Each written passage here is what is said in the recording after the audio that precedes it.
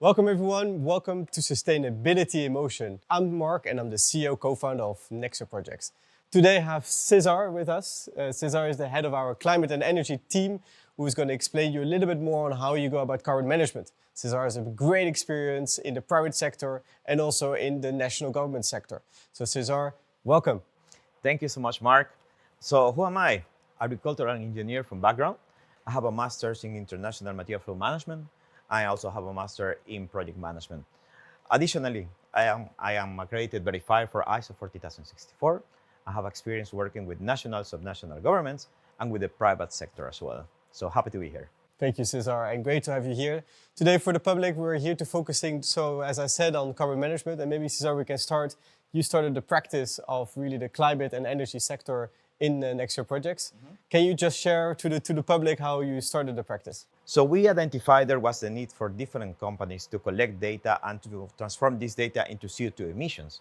Not only because they needed to comply with national and private regulations, but because it was part of their DNA. How are they going to communicate this information to their customers, to their suppliers, to their investors? So then we saw this need and we decided to step in to provide support to all of them. And what would you say you identified as the clear solutions based on, of course, why you started the practice? What are these key solutions that you saw and you anticipated from a Nexio Projects perspective? Yes, indeed.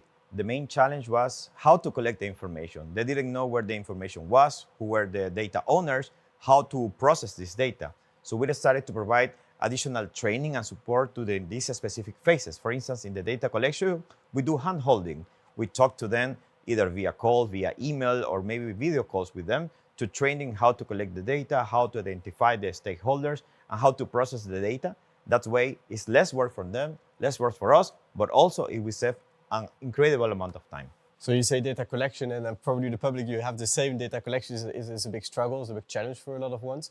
What would you say, apart from data collection, that you foresee more topics and that are important that you identified? Yeah, for companies particularly, how they address their scope 3.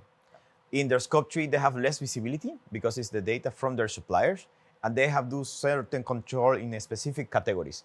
But the way how they engage with the suppliers to collect the data is one of the key challenges. They don't convey the information as it should be, they don't inspire their suppliers, and also they need to identify the stakeholders in a different way. They are no longer your suppliers, they are no longer your customers, they are your partners in your process and strategy for decarbonization. So there needs to be some change in the management and the communication as well, so they can identify who can support them to leverage this strategy towards the next step. And you trigger me because you say decarbonization.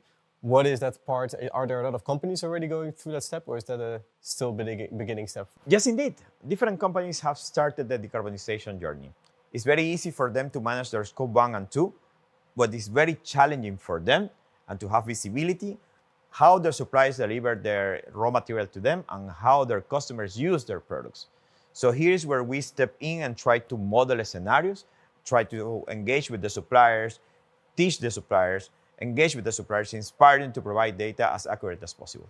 Wow, this is an enormous journey.